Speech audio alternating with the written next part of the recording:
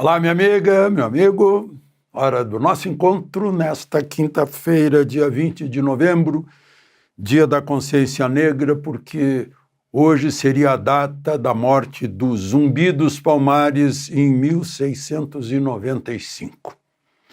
E num 20 de novembro, em 1889, ou seja, 5 dias depois da proclamação da República, a notícia já havia chegado em Montevidéu e Buenos Aires, e a República Argentina e a República Oriental do Uruguai eram os primeiros países, nossos vizinhos do Sul, a reconhecer a mudança de regime de monarquia para a República no vizinho Brasil.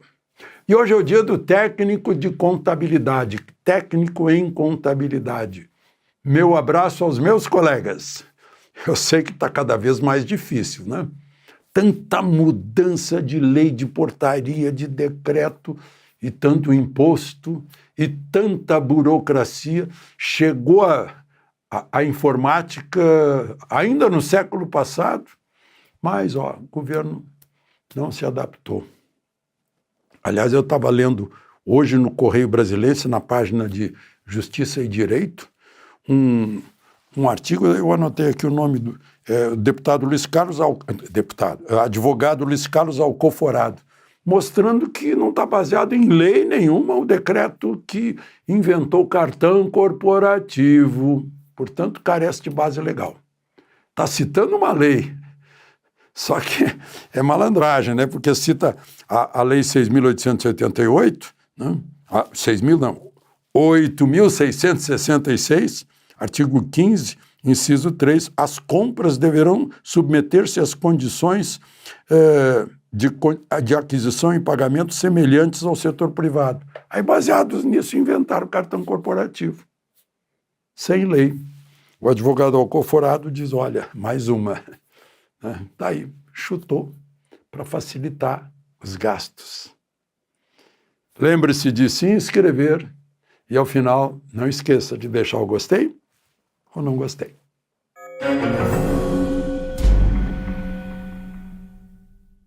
Bom, tá todo mundo falando fogo na COP, era só o que faltava, né?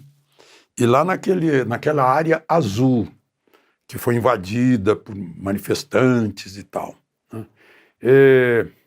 Eu escrevi para a revista da Oeste dessa semana, né, dizendo são as forças da natureza contra as quais, né, a COP se propõe, está combatendo, né, as forças da natureza. Começou com aguaceiro, né, e termina com fogo. É um final catastrófico. Aliás, o The Telegraph, lá de Londres, disse o seguinte: termina a COP30 mergulhada no caos. O ministro do Turismo, Celso Sabino, diz que poderia acontecer em qualquer lugar do planeta. Conselheiro Acácio, parabéns. Claro, só que aconteceu em Belém. Incrível. Como temos obviedades nas declarações de autoridades que parece que não bate bem assim, não tem neurônio alinhado. Aliás, a gente pode dizer agora que Lula tinha razão, né? que Berlim não chega nem a 10% do Brasil e de Belém especificamente. Não, de jeito nenhum. Nem 0,1%, sem dúvida. Incomparáveis, Berlim e Belém. Bom,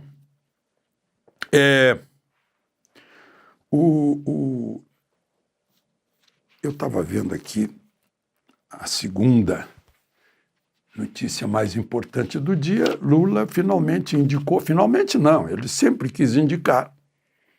Não adiantou o Alcolumbre dizer não vai ter voto no Senado.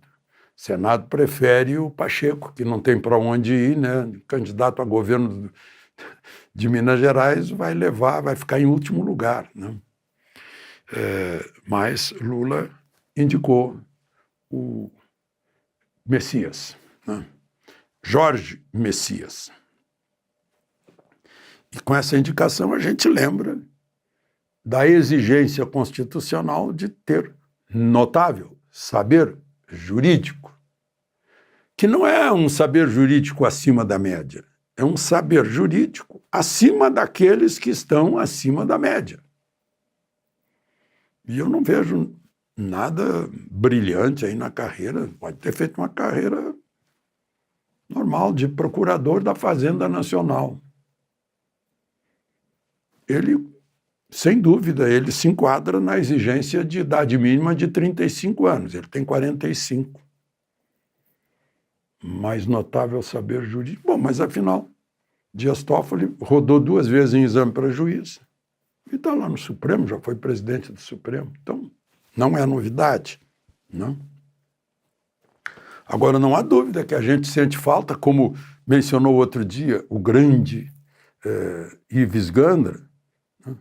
Saudades do Supremo do século passado, que tinha Moreira Alves, por exemplo, só para citar um recente com o qual eu convivi, né, fazendo coberturas lá no Supremo. Mas, enfim, é o retrato geral do nível. O Messias postou uma mensagem: agradeço a confiança em meu nome. Aprovado pelo Senado, comprometo-me a retribuir essa confiança com dedicação, integridade e zelo constitucional. Ninguém vai dizer que ele não tornou público, que vai retribuir a confiança que ele agradeceu ao presidente Lula, quando estiver, e se estiver, não? Tem gente que acha que ele não consegue os 41 votos que são necessários, que é um pouquinho mais da metade do Senado. A última votação para reconduzir Gonê passou raspando. Se fosse uma prova, ele teria nota 5,5. O Gonê foi 45 votos. Aí tem mais uma frase aqui do indicado. Com fé e humildade, confiada às senadoras e senadores, ou língua portuguesa. Procurarei demonstrar o atendimento aos requisitos necessários. Olha, requisito necessário não é fé e humildade.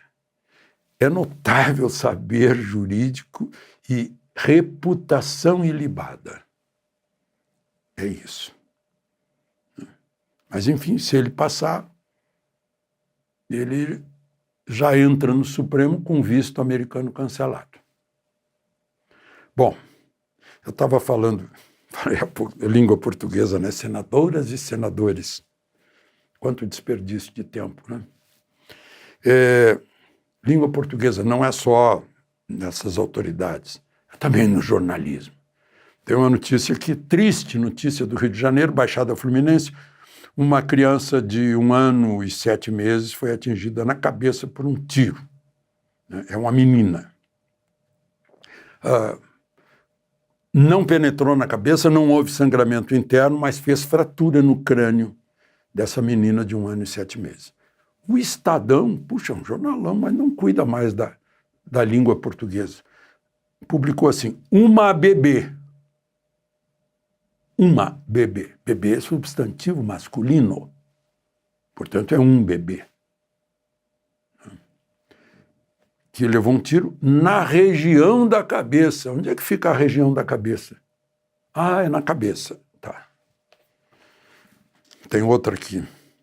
Aí é sobre o deputado Alexandre Ramagem, que foi noticiado que está na Flórida com a família, né? E aí a gente está vendo, isso é na agência oficial. Ele foi condenado, só para a gente saber, foi condenado a 16 anos pelo golpe que não houve, né? E ele está de atestado médico até 12 de dezembro. E aí a notícia da agência oficial diz o seguinte: A casa, no caso a Câmara, a casa não foi comunicada. Que casa? Eu acho que o jornalista, ou a jornalista quis dizer, né, a saída dele não foi comunicada, né? Não foi a casa que não foi comunicada.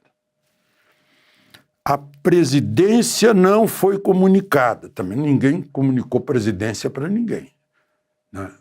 A presidência da Câmara não foi informada ou não foi avisada da saída dele.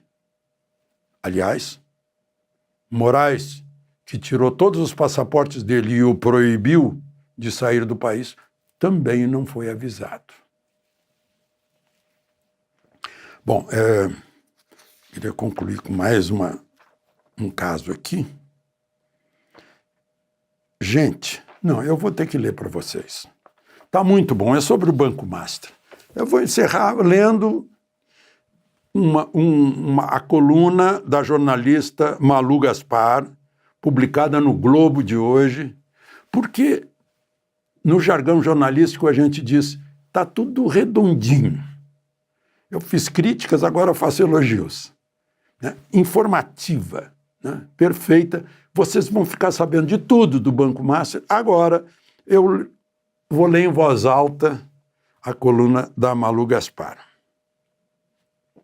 A operação da Polícia Federal prendeu Daniel Vorcaro e outros dirigentes do Banco Master por falsificar títulos de crédito para encobrir um desvio de 12,2 bilhões do Banco de Brasília, o BRB, que é um banco estatal.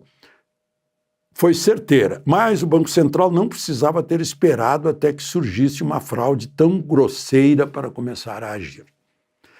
As peripécias de Vorcaro são acompanhadas com lupa no mercado já há alguns anos, pelo menos desde 2021, quando seu banco passou a crescer vertiginosamente, vendendo títulos que prometiam rendimentos extraordinários aos clientes e pagando comissões fora do comum aos corretores. Perfeito o texto de Malu Gaspar. O dono do Master também é velho conhecido da Comissão de Valores Mobiliários, a CVM, onde já fez acordo para pagar multas de 1,2 milhões, né, e respondeu a processos por manipulação dos preços de ativos e operações fraudulentas com debêntures e títulos imobiliários. Em julho de 24, técnicos da Caixa examinaram os números do Master para opinar sobre a compra de 500 milhões em títulos de renda fixa, escreveram no relatório que o modelo de negócios era de difícil compreensão e tinha alto risco de solvência. Afirmaram ainda que o banco dependia de uma operação complexa de investimentos em empresas em recuperação judicial, superendividadas ou de precatórios de difícil recebimento. Por lei, bancos insolventes, em bom português, quebrados, são passíveis de medidas duras, incluindo a intervenção pelo Banco Central, que tem o dever de proteger a integridade do sistema financeiro. Ao longo desses anos, porém, o Banco Central e seus diretores não pareciam muito abalados com a picaretagem que se vislumbrava no horizonte. Por falta de aviso é que não foi. Desde a gestão de Roberto Campos Neto, o Fundo Garantidor de Créditos, que cobre perdas até 250 mil em caso de quebra, enviou mais de 38 alertas ao Banco Central sobre os problemas do Master, sem contar as dezenas de reuniões e conversas de bastidores com pedidos de providências a Campos Neto na era Bolsonaro e a Gabriel Galípolo no governo Lula. Segue o artigo. Em 2023, depois de muita pressão no mercado, o Banco Central criou regras diminuindo a proporção de precatórios e CDBs que os bancos podem acumular, mas deu até o final de 2025 para o pessoal se enquadrar, uma temeridade como está demonstrado agora. Desde então, só o passivo do banco mais que dobrou. O Fundo Garantidor calcula que será necessário desembolsar no mínimo 40 bilhões para compensar as perdas dos investidores, mas não cobre o rombo dos fundos de pensão de servidores dos estados e municípios que compraram quase 2 bilhões em títulos do Master que virarão pó. Não é difícil entender a demora do Banco Central em agir. A blindagem de Vorcaro era poderosa, ecumênica e ostensiva, como eu mencionei aqui para vocês ontem. demonstrava-se em festas milionárias e viagens de jato com políticos e autoridades do governo e do judiciário, ricos patrocínios a eventos jurídicos, além de contratos generosos com figuras estreladas como Ricardo Lewandowski, que entre o Supremo e o Ministério da Justiça passou um ano como conselheiro do Master, ou Guido Mantega, que levou Vorcaro para dar um abraço ao presidente Lula no Palácio do Planalto. Só com consultorias jurídicas, o banco gastou cerca de 250 milhões em 2024. Entre os contratados estava Viviane Barsi de Moraes, mulher de Alexandre de Moraes, que em abril daquele ano foi convidado de honra de um evento jurídico promovido pelo Master em Londres. O judiciário e banqueiros, né? A bancada do Vorcaro também era famosa em Brasília. Seu líder honorário era o senador Ciro Nogueira, PP Piauí, que também, em 2024, propôs aumentar a cobertura do fundo garantidor dos atuais 250 mil para 1 milhão.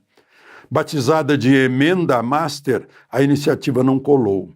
Em março, quando o BRB se ofereceu para comprar 58% do Master e ainda assim manter Vorcaro no controle, num salvamento com dinheiro do contribuinte brasiliense, o senador Exalci Lucas, do PLDF, fez um pedido de CPF e obteve assinaturas necessárias, mas desistiu misteriosamente em 2 semanas, diz a Malu.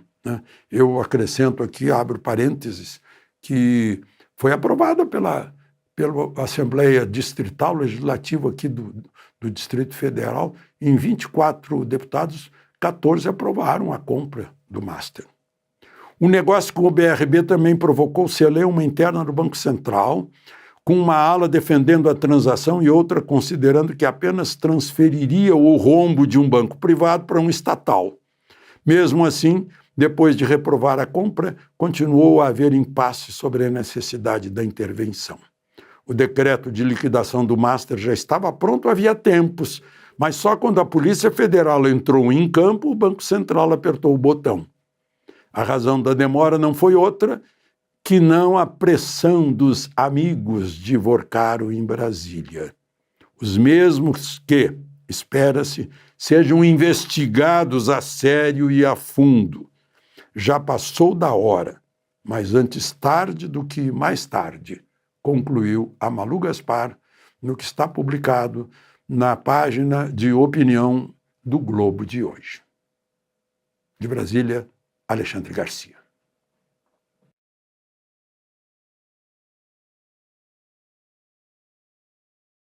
Olá, minha amiga, meu amigo.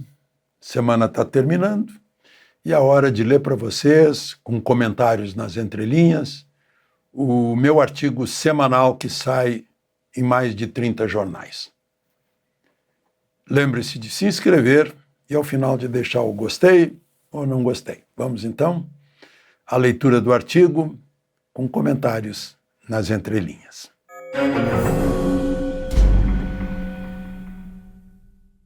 Como vocês sabem, nessa semana o governo mobilizou 19 deputados e senadores na comissão que está investigando o roubo gigantesco de mais de 6 bilhões de reais contra 2 milhões e 300 mil idosos da Previdência. Mobilizou 19 deputados e senadores para impedir que 11 requerimentos, ou foram 9 requerimentos, fossem votados convocando o vice-presidente de um dos maiores sindicatos de idosos, pensionistas e aposentados, que é o irmão do Lula, o Frei Chico. Teve 19 votos negando e 11 a favor. E fica a grande pergunta, né? Querendo esconder o quê?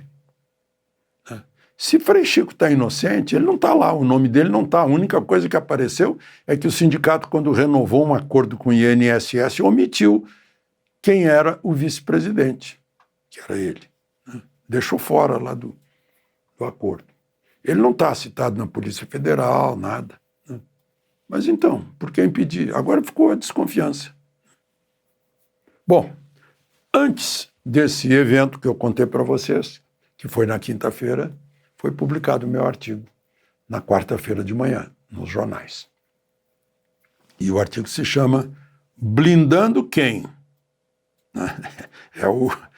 Essa é a grande questão. Está blindando o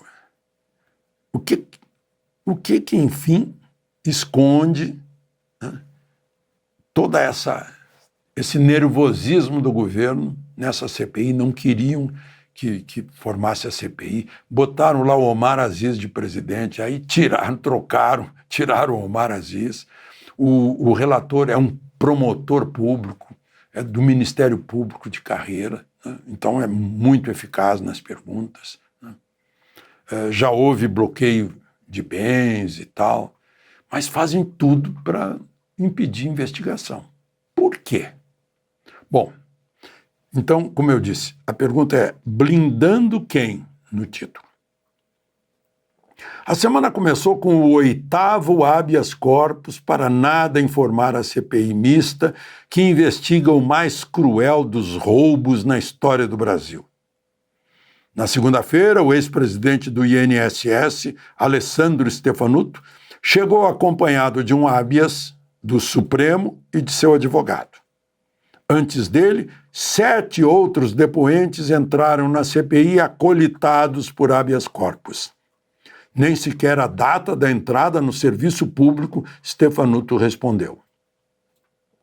A lei já lhe garante o direito de não fazer prova contra si próprio. Mas um ex-presidente de uma instituição mostrar nenhum interesse em aproveitar a oportunidade para denunciar o mal que fizeram à Previdência é muito estranho. Meu Deus. Se ele foi um bom presidente e ama o INSS, era hora de ele dizer, olha, fizeram isso e aquilo, eu não tenho nada a ver com isso, eu denuncio. Nada. Já chegou de habeas corpus para ficar quieto. Bom, a sessão virou notícia, mais uma vez, pelo acirramento de ânimos num ambiente nada favorável à apuração de fatos. O pessoal fica nervoso, começa a gritaria, e aí, em vez de elucidação de fatos, vira briga. Aí não resolve. Falta cabeça fria. O objetivo dos governistas parece ser esse, e tem a colaboração ingênua dos mais esquentados da oposição. Quem são os protegidos pela blindagem? Deputados e senadores, representantes do povo e dos estados, tratam de investigar o roubo que subtraiu das aposentadorias e pensões de 2,3 milhões de idosos cerca de 6 bilhões e 300 milhões de reais. Aproveitaram-se das deficiências geradas pela idade das vítimas e tiraram um pouco de cada um a cada mês com a conivência ou cumplicidade da máquina pública, que deveria fiscalizar e controlar algo tão precioso como é o sustento mínimo de gente que foi obrigada a recolher a vida toda uma contribuição que lhes diminuía o salário. Que é obrigatório, né? Ninguém tem a faculdade de recolher ou não recolher para a Previdência. E aí o salário é descontado. Assim como o patrão que paga, o salário é aumentado. Né? O patrão paga mais salário do que efetivamente o operário ganha. Continuam tirando, também sem autorização da vítima. Continuaram tirando. Acho que hoje, duvido. Um crime gigantesco, perverso, desalmado, praticado com maldade e esperteza covarde contra velhinhos. Outro parágrafo. Por que foi tão difícil criar a comissão parlamentar de inquérito? Por que o governo tentou evitá-la? Por que o ministro Dias Toffoli, em 17 de junho, se reconheceu relator do caso e pediu todos os inquéritos da Polícia Federal para si? Por que a Procuradoria-Geral da República teve que agir sobre relatoria? Por sorte, o inquérito foi para a relatoria do ministro André Mendonça, que já baixou um bloqueio de 390 milhões de uma das maiores entidades, essa cujo vice-presidente é o Frei Chico. Por que Alcolumbre pôs sigilo nos registros de visitas de investigados ao Senado? Por que a mídia está tão discreta diante do tamanho e pérfido escândalo contra os avós de tanta gente? Inclusive de gente que trabalha na mídia. Por que tanto habeas corpus para ficar calado? Medo de depor? Medo de quê? Tudo isso mostra o tamanho, a importância e a gravidade do que está sendo ocultado. Último parágrafo. Entre os investigados e suspeitos, o careca do INSS, o advogado Nelson Williams e seu fiel escudeiro, o economista Fernando dos Santos Andrade Cavalcante, o Maurício Camisotti, presidentes de associações de benefícios para os idosos, inclusive o vice, que é irmão de Lula, né? Entre esses, a maioria com dezenas de milhões de reais transacionados, não é o caso de Frei Chico, segundo relatórios do COAF, mais coleções de carros de luxo e esportivos, compras de imóveis caríssimos, empresas de fachada, empresas offshore. Tudo retirado dos minguados benefícios de gente idosa. Obviamente, tudo isso passou pelo Dataprev e pelo INSS, e durante muito tempo. A falcatrua depende de um esquema gigantesco. Só conhecemos a espuma. Querem fechar a 7 chaves a caixa preta. Mas o crime contra os velhinhos exige punição. Na Flórida, o vigarista que aplicou um golpe em entidades previdenciárias pegou mais de 800 anos de prisão. Aqui, irão os governistas conseguir emudecer a CPI? Mobilizaram-se lá 19-11 para impedir a ida do Frei Chico. O silêncio dos depoentes é tão eloquente quanto o barulho dos milhões registrados pelo COAF. De Brasília, Alexandre Garcia.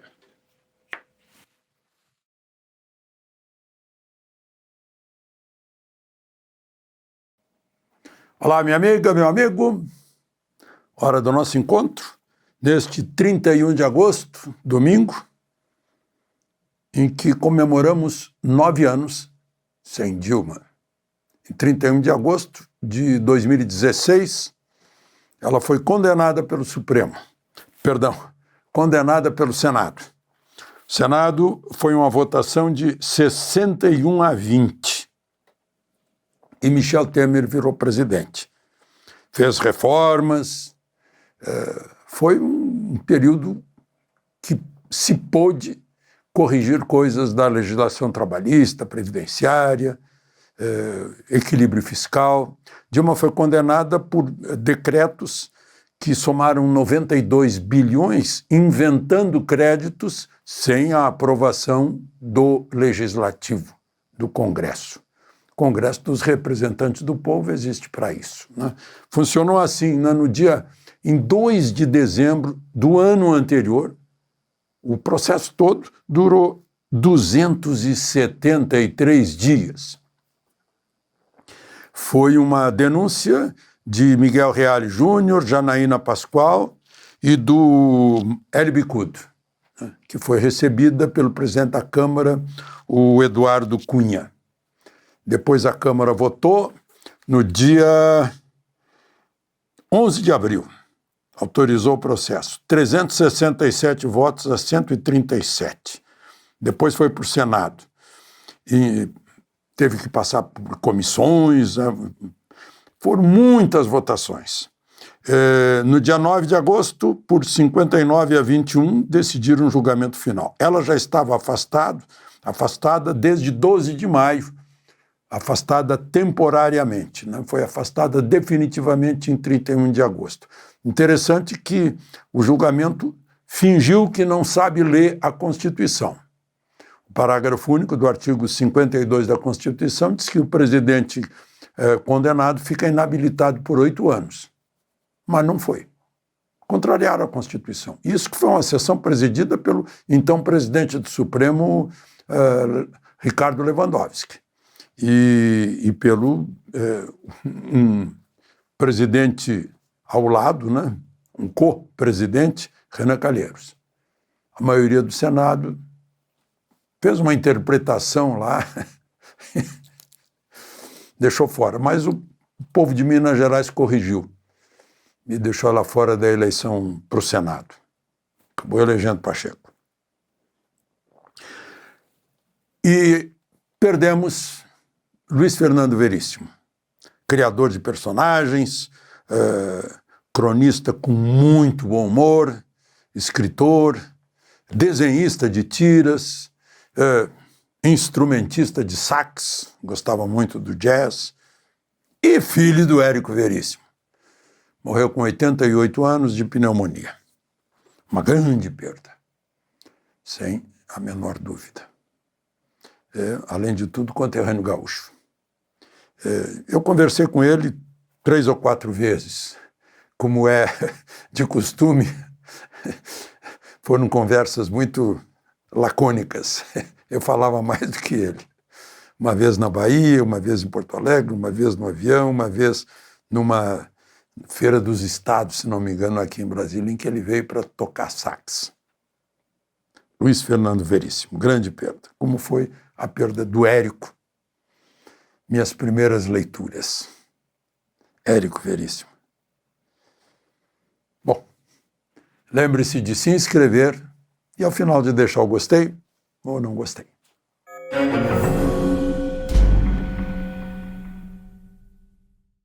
Bom, para começar, não tenho como não registrar a quantidade de gente que estava no estádio Mané Garrincha no sábado, num evento.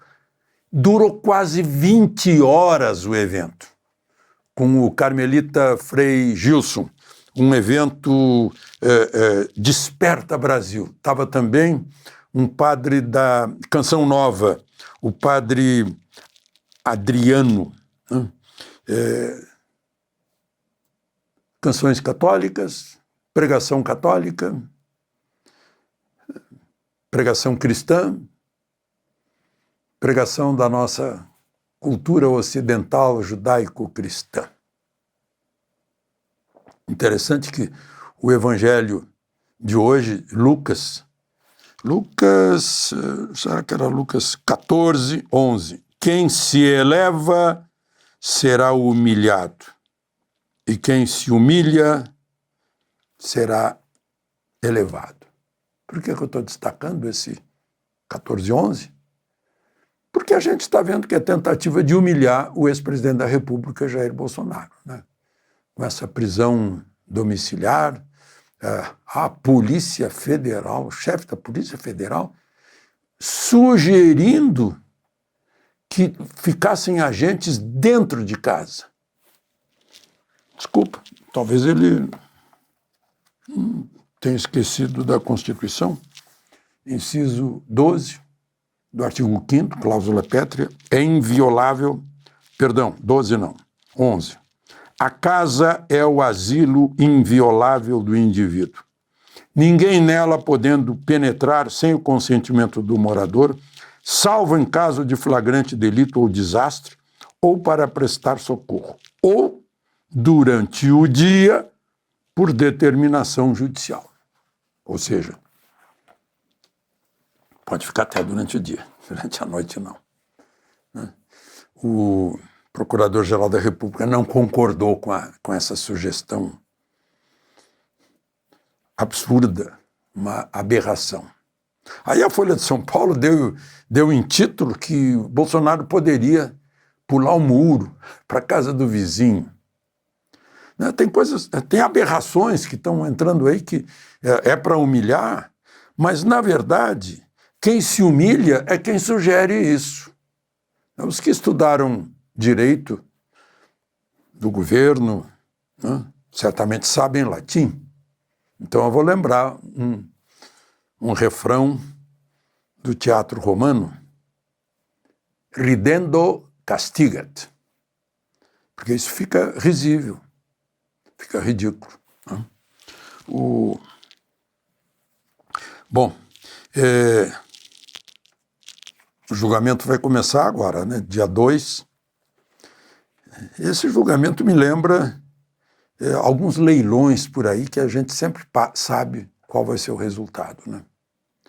Falar nisso, a polícia prendeu os que assaltaram a casa da ex-mulher de Bolsonaro com seus ex-sogros, a mãe dos 3 filhos mais velhos de Bolsonaro.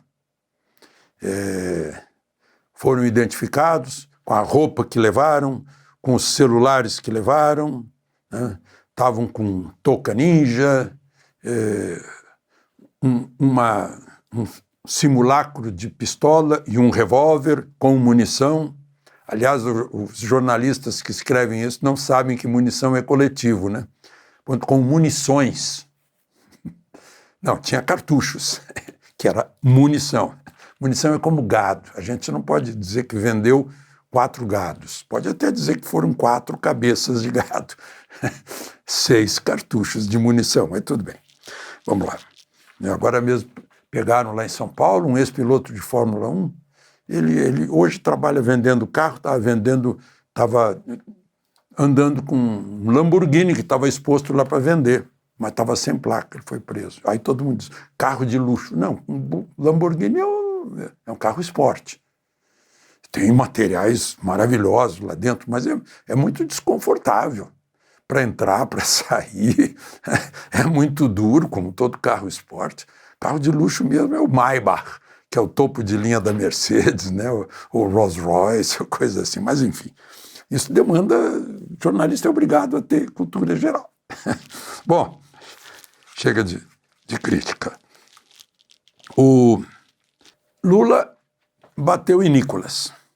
Ele está preocupado, está com medo de Nicolas, o futuro candidato à presidência da República. Quem sabe, ele não tem idade ainda. Mas o Lula disse o seguinte, está provado que o deputado, ele não citou o nome, estava defendendo o crime organizado. Uma entrevista na Rede Itatiaia, Minas Gerais. Ele se referia certamente a Nicolas, porque o Nicolas, quando quiseram fazer aquela modificação no Pix, o Nicolas pôs lá uma postagem que derrubou a tentativa de modificação, né? Então ele está acusando o Nicolas. Está provado que o deputado estava defendendo o crime. 2 coisas o presidente da República, é um chefe de Estado, ocupa um lugar importante, fica obrigado a fazer agora. Uma, dá o nome do deputado, expresso, porque isso pega em 513 deputados. São 513, pode ser qualquer um. né? E outra, está provado, portanto, mostrem a prova. Né? É interessante que ele anunciou com estardalhaço, foi anunciado com estardalhaço, o Brasil vai adotar medidas contra os Estados Unidos, né? Represálias. E agora o Lula diz, mas não agora, não tem pressa. Parece coisa de menino, né? Menino dizendo, vou te quebrar a cara. Então quebra. Não, agora não tem pressa. Né? Meu Deus, a gente tem que acompanhar essas coisas. Né? A AGU contratou um escritório de advocacia, estão dizendo aí que vai custar 3 milhões e 500 mil dólares, isso dá quase uns 19 milhões. Quem vai pagar? Você, né? Pagador de impostos, para defender o Brasil lá nos Estados Unidos, como se não tivesse uma embaixada lá para defender os interesses do Brasil. Mas não vai ser o pagador de impostos. A AGU, na nota, diz que vai cobrar dos que provocaram isso. Aí está um monte de aposta, né? Tem um lado dizendo, olha, quem provocou foi o Eduardo Bolsonaro, o Jair Bolsonaro, o Paulo Figueiredo. Tem o outro lado dizendo, olha, não, quem provocou foi o Moraes, foi o Dino, foi o Barroso, foi o Alcolumbre, foi o Dias Toffoli, foi o Pacheco, né? Enfim, o fato é que vão pagar. Vai ser o Tesouro Público que vai pagar isso aí. E, pelo que eu estou vendo no noticiário, não vai adiantar nada. Uma Magnitsky aplicada e quem causou, quer dizer, a continuação da tarifa foi o único presidente do mundo, o único chefe de Estado do mundo que não ligou para Trump, depois de aplicadas as tarifas. Os que ligaram resolveram. A mexicana, que é a esquerda, que não quis fechar acordo com a Alckmin de livre comércio, se livrou. Fez aquilo que o Trump estava exigindo, vai cuidar da fronteira, não deixa entrar droga nem imigrante ilegal. É isso. De Brasília, Alexandre Garcia.